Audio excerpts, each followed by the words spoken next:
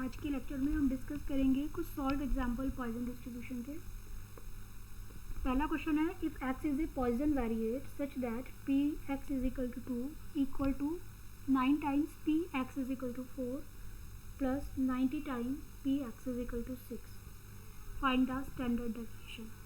मतलब अगर x जो है वो पॉइजन वेरिएट है, पॉइजन डिस्ट्रीब्यूशन को फॉलो करता है, तो P2 की जो प्रोबेबिलिटी की वैल्यू है किसके इक्वल होगी, 9 times P4 plus 90 time P6 के। अगर ऐसा होता है तो स्टैंडर्ड डेविएशन की वैल्यू क्या होगी। तो स्टैंडर्ड डेविएशन क्या था, मीन और वेरिएंस क्या थे पॉइजन डिस्ट्रीब्यूशन के, मीन और वेरिएंस थे पॉइजन डिस्ट्रीब्यूशन के लैम्डा। तो वेरिएंस अगर लैम्डा है तो स्टैंडर्ड डेविएशन क्या हो जाएगा, रूट लैम्डा। तो हमें इस क्वेश्चन में लैम्डा की वैल्यू निकालनी है बेसिकली। तो स्टार्ट करते हैं क्वेश्चन को। तो हमारे पास है, मैं इसको P x is equal to 2 को मैं P2 ले लेती हूँ यहाँ पे, equal to 9 P4 plus 90 P6। ठीक, अब मैं यहाँ पे पॉइजन का फॉर्मूला लिख लेती हूँ पहले। PR क्या था पॉइजन का फॉर्मूला, ई की पावर माइनस लैम्डा, लैम्डा की पावर R और फैक्टोरियल R।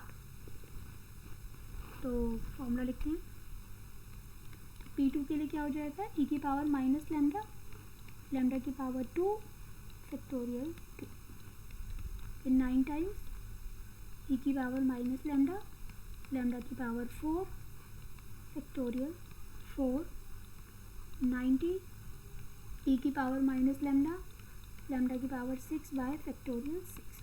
अभी ई की पावर लैम्डा कॉमन लेके दोनों साइड से कैंसिल आउट हो जाएगा, तो लैम्डा स्क्वायर बाय फैक्टोरियल 2 माने 2, फिर 9 लैम्डा की पावर 4 और फैक्टोरियल 4 हो जाएगा आपका 2 इंटू 3 इंटू 4, तो 6 4 जा 24, और 90 लैम्डा की पावर 6 और फैक्टोरियल 6 को भी आप खोल के लिख लीजिए। तो फैक्टोरियल 6 की जो वैल्यू है वो हो जाएगी यहाँ पर 2 इंटू 3 इंटू 4 इंटू 5 इंटू 6, तो 2 3 जा 6 4 जा 24 इंटू 30 और 4 3 जा 12 और 7 20 हो फैक्टोरियल 6 की वैल्यू।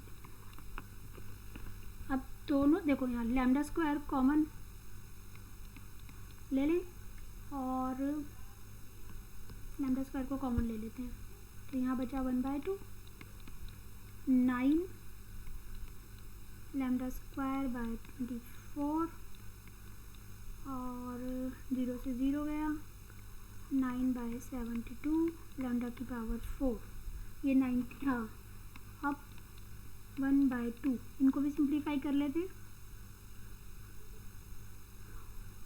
तो सिंप्लीफाई करेंगे इनको 2 से, और इस 2 को भी इस तरफ ले जाते हैं 1/2 को, तो यहाँ हमारे पास बचा 1 और 9 into 2 into lambda square by 24 और 9 इंटू 2 बाय 72 लैम्डा की पावर 4। तो हम इसको सॉल्व कर लेते हैं। 2 से 24 कैंसिल हुआ तो 12, 3 3 जा 9, 3 4 जा 12, तो ये बना 3/4 लैम्डा स्क्वायर। और दूसरी वाली टर्म को भी सॉल्व कर लेते हैं। तो दूसरी टर्म हमारे पास आई, ये बना 36 और 9 1 जा 9, 9 4 जा 36, तो लैम्डा 4/4। ठीक, अब ये जो लैम्डा स्क्वायर है ना, इसको t मान लेते हैं,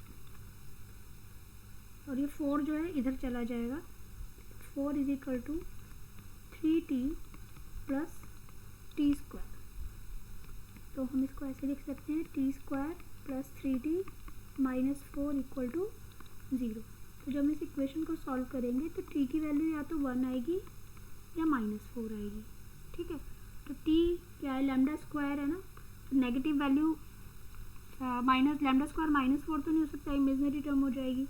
तो t is equal to 1 is equal to lambda square. हमको क्या, तो लैम्डा की वैल्यू कितनी हो गई 1। तो लैम्डा क्या है, वेरिएंस, तो स्टैंडर्ड डेविएशन भी कितना हो जाएगा 1, है ना। रूट लैम्डा भी कितना हो जाएगा 1। तो स्टैंडर्ड डेविएशन कितना हो गया 1 हो गया इस क्वेश्चन का। तो सिंपल इसको हमने कैसे सॉल्व किया था, इसमें हमने पॉइजन का फॉर्मूला डायरेक्टली पुट किया और इसको सिंप्लीफाई करते हुए चलिए। तो ये हमारा फर्स्ट क्वेश्चन कंप्लीट हुआ। दूसरा क्वेश्चन है हमारा, suppose a book of 545 pages contain 43 errors. एक बुक है उसमें 545 पेजेस हैं और उन 545 पेजेस में कहीं पर 43 एरर्स हैं उस बुक के अंदर। If errors are randomly distributed throughout the book, अगर एरर्स बुक के अंदर रैंडमली डिस्ट्रीब्यूटेड है, हमको नहीं पता किस पेज पे कहाँ पर है, what is the probability that 10 page selected at random will be free from the errors. तो इस बात की क्या प्रोबेबिलिटी है कि हमने 10 पेज सेलेक्ट किए और उनमें कोई भी एरर नहीं थी, these 10 page are free from the error. इस क्वेश्चन को करते हैं। तो पहले प्रोबेबिलिटी निकालते हैं एरर की, ठीक है। प्रोबेबिलिटी और एरर की कितनी होगी, तो p की वैल्यू हम निकालते हैं। तो कितनी हमारे पास एरर है, p हमारी प्रोबेबिलिटी हो गई गेटिंग द एरर। तो 43 एरर्स हैं, कितने पेजेस में है 545 पेजेस में है, ठीक। तो ये तो हमारी प्रोबेबिलिटी हो गई। अब हमारे पास कितने पेजेस हैं, नंबर ऑफ, ये n कितना हो गया, स्मॉल n 10 हो गया। तो लैम्डा निकाल लेते हैं। लैम्डा की वैल्यू क्या होती है np। लैम्डा की वैल्यू कितनी हो जाएगी np। तो n हमारा 10 हो गया, p हमारा 43/545 हो गया। तो इसकी जो वैल्यू आएगी सॉल्व होके वो हमारे पास आ जाएगी डेसिमल्स में 0.78899, ठीक है। और हम इसको 0.79 अप्रॉक्सीमेटली लिख लेते हैं। अब हमको PR, तो इसका फॉर्मूला लिखना है। क्या फॉर्मूला है, e की पावर लैम्डा, लैम्डा की पावर r फैक्टोरियल r। अब हम कह रहे हैं हमारी जो बुक पेजेस थे वो 10 पेजेस, उसमें कोई भी एरर नहीं थी। तो r कितना हो जाएगा 0, फ्री फ्रॉम एरर्स, कोई भी एरर नहीं है। तो p को 0 कर देंगे, e की पावर माइनस लैम्डा, r की लैम्डा की पावर 0 1 और फैक्टोरियल 0 भी 1। तो ये p0 की वैल्यू ये आ गई। तो e की पावर -0.79, जिसे हम साइंटिफिक कैलकुलेटर से इसकी वैल्यू ले लेंगे, हम इसको ऐसे भी लिख सकते हैं। तो ये हमारा इसका आंसर आ गया। चलते हैं नेक्स्ट क्वेश्चन के लिए। तो छोटा सा क्वेश्चन था।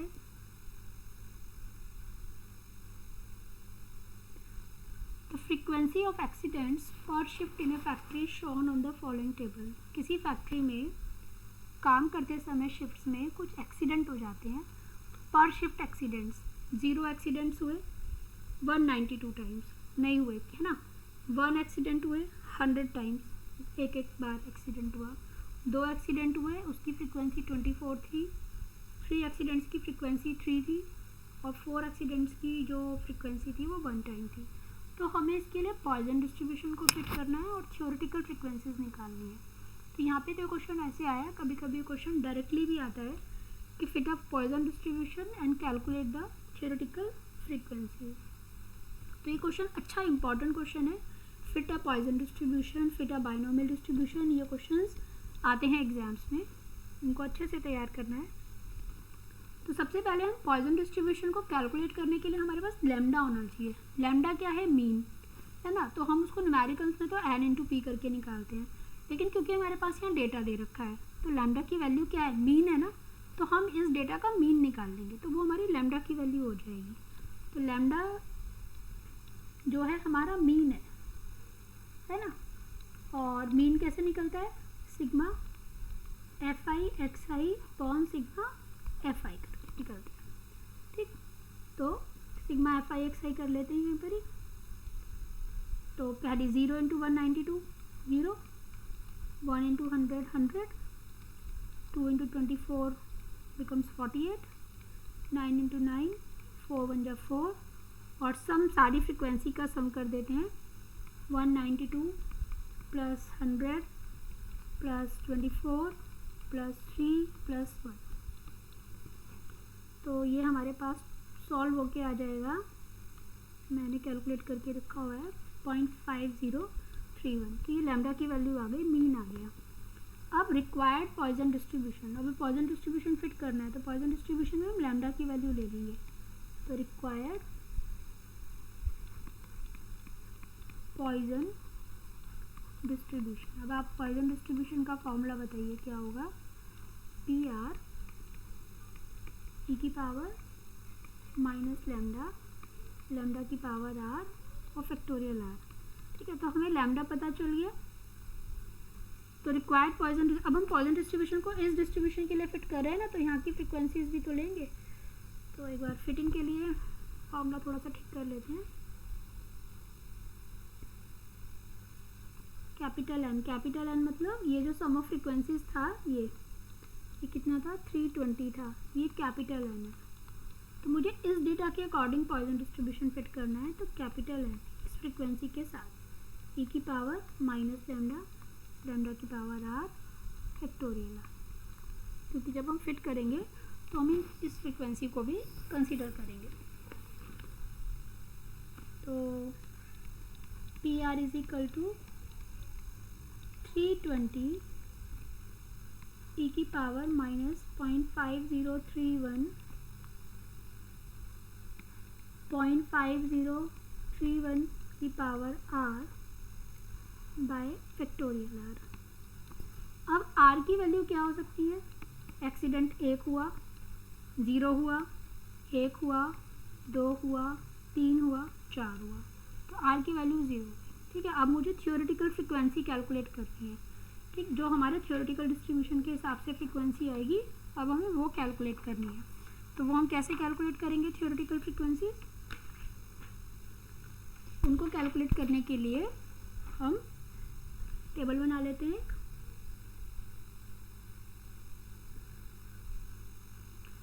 तो थियोरेटिकल फ्रीक्वेंसी, वो जो डेटा था वो ऑब्जर्व फ्रीक्वेंसी पे बेस्ड था, जो ऑब्जर्व किया गया। थियोरेटिकल फ्रीक्वेंसीज के हिसाब से, पॉइजन डिस्ट्रीब्यूशन के हिसाब से वो डेटा कैसे बनेगा वो हम बना रहे हैं।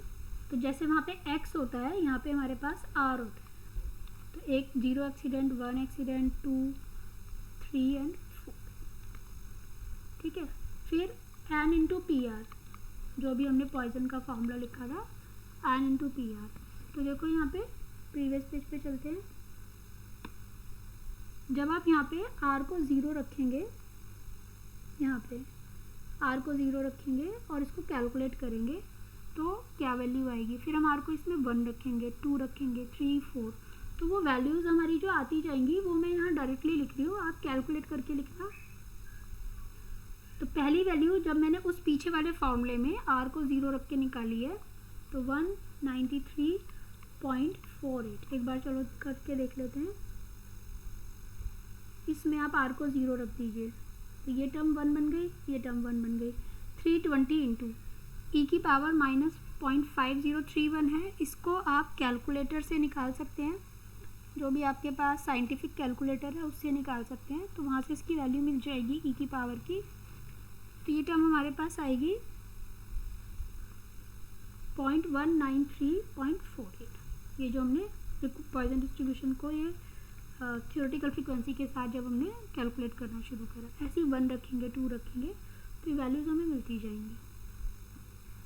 ऐसे ही 1 के लिए हमारे पास वैल्यूज़ आ गई 97, 2 के लिए आ गई 24.38, 97.34, 4.10 और 0.51।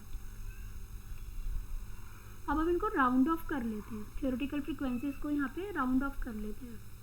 तो थियोरेटिकल फ्रीक्वेंसीज जैसे 193.48 है, तो इसको हम राउंड ऑफ करके 194 लिख सकते हैं, इसको हम 97 लिख सकते हैं, इसको हम 24 ले सकते हैं, इसको 4 ले सकते हैं, इसको हम 1 ले सकते हैं।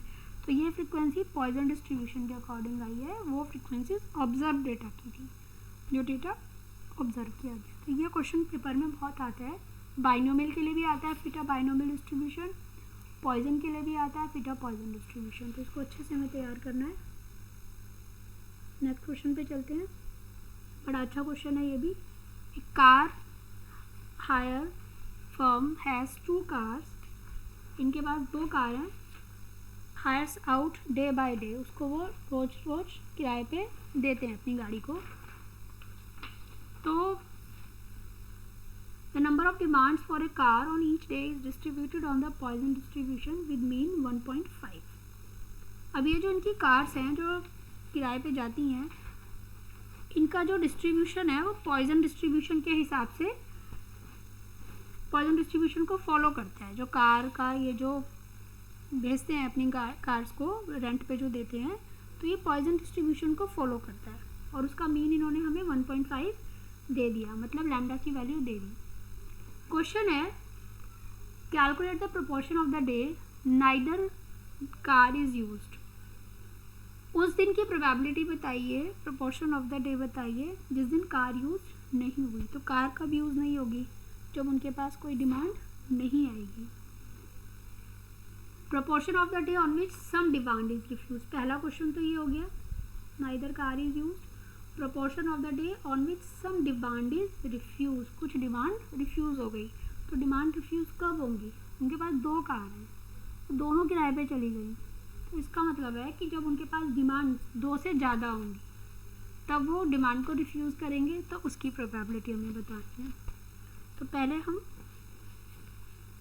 निकालते हैं प्रोबेबिलिटी जब डिमांड 0 है, नीदर कार इज यूज, कोई कार यूज नहीं हुई। तो यहाँ पे प्रोबेबिलिटी मीन हमें दे रखा है, लैम्डा की वैल्यू हमें दे रखी है 1.5, है ना। अब neither car is use, probability या प्रोपोर्शन जब कोई कार यूज नहीं हो रही, नीदर कार इज यूज्ड, कोई कार यूज नहीं हो रही है।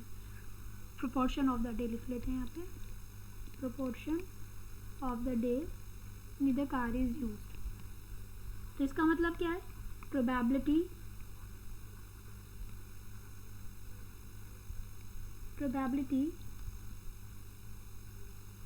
For there being no demand for the car, है ना, no demand for the car, ऐसे समझ के लिख लेते हैं, no demand for the car, for the car. तो कार की जो डिमांड है वो 0 हो गई, तो आर की वैल्यू यहाँ पे 0 हो गई। तो हमको P0 कैलकुलेट करना है। तो P0 का फार्मूला e की पावर -1.5 लैम्डा की पावर 0 और फैक्टोरियल 0। तो e की पावर -1.5 की जो वैल्यू है वो है 0.2231, यहाँ लिख लेते हैं 0.2231। तो ये तो हो गया नीदर कार इज यूज्ड। अब कुछ डिमांड्स रिफ्यूज़ की गई, सेकेंड पार्ट इसका, proportion of the day when demand is refused, जब कुछ डिमांड आई और उनको मना कर दिया कि गाड़ी अवेलेबल नहीं है। तो ये किस बात की प्रोबेबिलिटी है, उनके पास 2 गाड़ी हैं, डिमांड आ रही है, वो मना कर रहे हैं। तो क्यों मना करेंगे, जब डिमांड 2 से ज़्यादा आएंगी। तो प्रोबेबिलिटी किस चीज़ की है, नंबर ऑफ डिमांड्स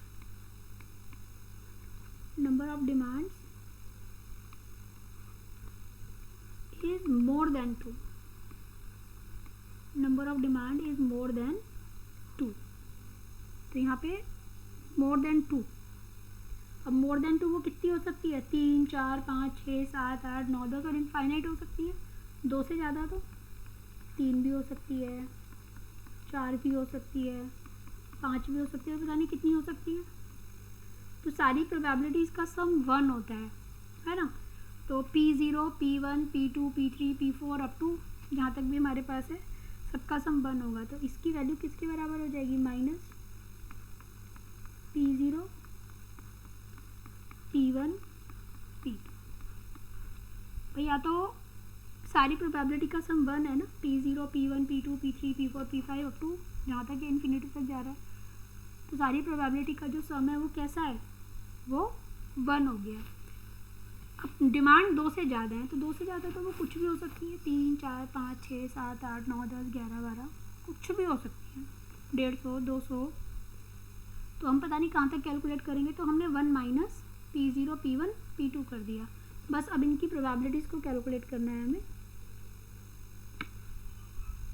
तो हम इनकी प्रोबेबिलिटी को लिख लेते हैं। तो 1 माइनस P0 की वैल्यू e की पावर माइनस 1.5 हो गई, फिर P1 1.5 अपॉन फैक्टोरियल 1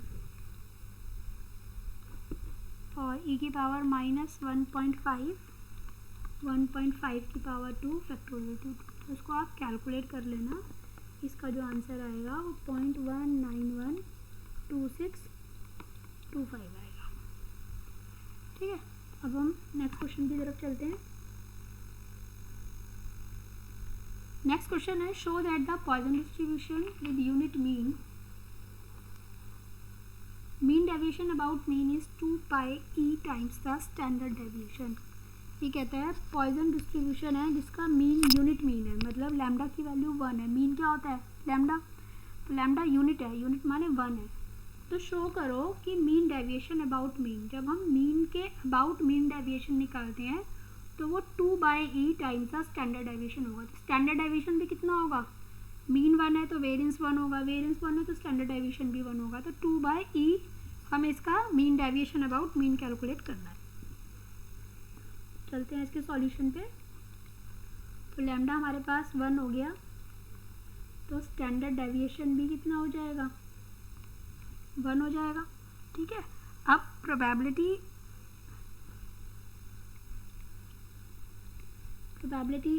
का फार्मूला होता है ना, e की पावर माइनस लैम्डा, लैम्डा की पावर x बाय x कह दो, r कह दो। मैं यहाँ x ले रही हूँ क्योंकि मुझे मीन डेविएशन की फॉर्म में लिखना है। r भी ले सकते हो, x भी ले सकते हो। तो यहाँ पे लैम्डा की जगह 1 रख देंगे, तो e की पावर माइनस 1 और 1 की पावर x 1 हो गया फैक्टोरियल x। तो ये आ गया हमारे पास। अब मीन डेविएशन अबाउट मीन निकालना है। अच्छा, x की वैल्यू क्या है, 0 1 2 3 कितनी भी हो सकती हैं, कुछ भी हो सकती है, जैसे r की वैल्यूज़ हैं वही है ये। अब मीन डेविएशन अबाउट मीन का फॉर्मूला लिखते हैं। तो मीन डेविएशन अबाउट मीन, तो ये आपने पढ़ा भी होगा यूनिट 3 में। मीन डेविएशन अबाउट मीन क्या है, तो x माइनस एक्स बार। तो x बार हमारा कितना है, लैम्डा, लैम्डा कितना है 1, और वहाँ पे आप fx लिखते थे ना फ्रीक्वेंसी, तो यहाँ फ्रीक्वेंसी की जगह प्रोबेबिलिटी फंक्शन लेंगे px। ये तो px हमारे पास कितना आ गया, अभी सिंप्लीफाई मैंने किया था, मॉड x माइनस 1 e की पावर माइनस 1 फैक्टोरियल। अभी जो समेशन है ये x के लिए डिफाइन है, तो e को मैं बाहर निकाल लेती हूँ यहाँ से। तो मैंने 1 बाई ई को बाहर ले लिया, x is equal to 0 to infinitive mod x minus 1 upon factorial x। अब इसमें हमने वैल्यू पुट करनी शुरू कर दी x की, तो ये बना 1, फिर 1 बाय फैक्टोरियल 2, फिर यहाँ पे बनेगा 2 बाय फैक्टोरियल 3, फिर 3 बाय फैक्टोरियल 4, फिर 4 बाय फैक्टोरियल 5। ऐसे करते करते आप देखो ऊपर n है, नीचे n+1 का फैक्टोरियल है। इस फॉर्म में खुल रही हैं सारी टर्म्स, फर्स्ट टर्म को छोड़ के बाकी सारी टर्म्स इसी टर्म्स में खुल रही हैं। तो अगर आपके पास कहीं पर ये है n/n+1 का फैक्टोरियल, तो आप उसमें 1 ऐड करो, 1 ही सब्ट्रैक्ट करो। अब n+1 अपॉन इसको तो एक साथ ले लो और इसको आप ऐसे लिख लो। अब ये नीचे से n+1 निकाल लो उसमें से, तो 1+1 से n+1 कट जाएगा, तो factorial n minus n+1 factorial. तो हम इनको थोड़ा सा अलग तरीके से लिख लेते हैं। e की पावर -1, वन को तो इस वाले वन को तो बचा लेते हैं। अब इसको कैसे लिखेंगे, 1 बाय इसको, तो 1 upon factorial 1 minus 1 upon factorial 2। अब 2 बाय फैक्टोरियल 3 है तो इसको हम लिखेंगे 1 upon factorial 2 minus 1 upon factorial 3।